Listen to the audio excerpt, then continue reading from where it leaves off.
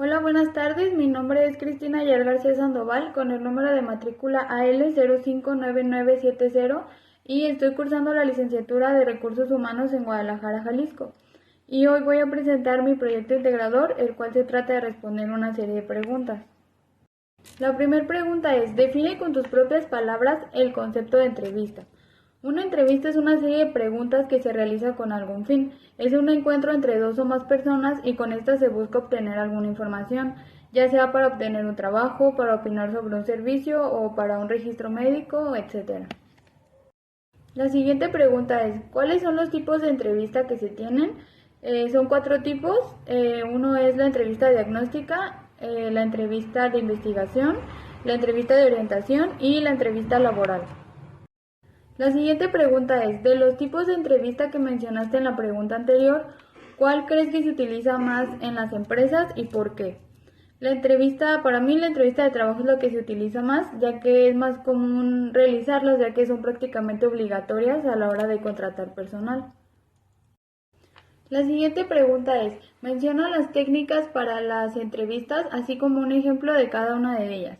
La primera es la confrontación. Un ejemplo sería cuando el entrevistado informa que no tuvo ninguna falta a lo largo del mes, pero el entrevistador le contesta que a pesar de no haber faltado, tuvo varios retardos.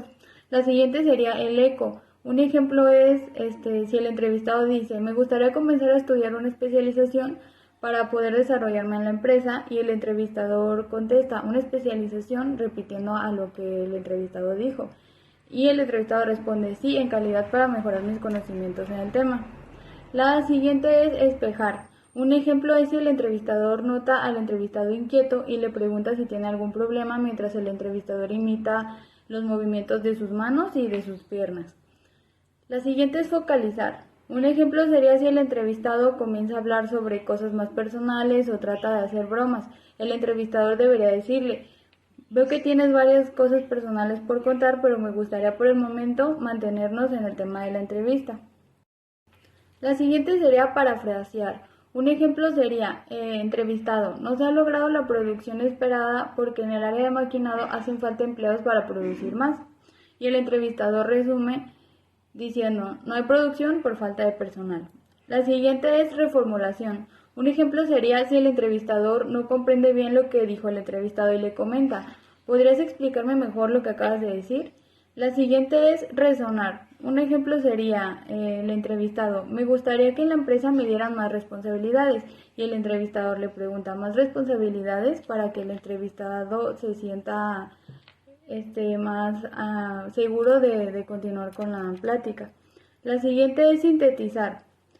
El ejemplo es, comprendo que lo que te gustaría es que se te promueva de puesto a uno de gerencia, ya que te sientes capacitado y motivado en este puesto, ¿es correcto? La siguiente es sondear. Un ejemplo sería, explícame bien ese punto, dime cómo quieres lograr esa meta.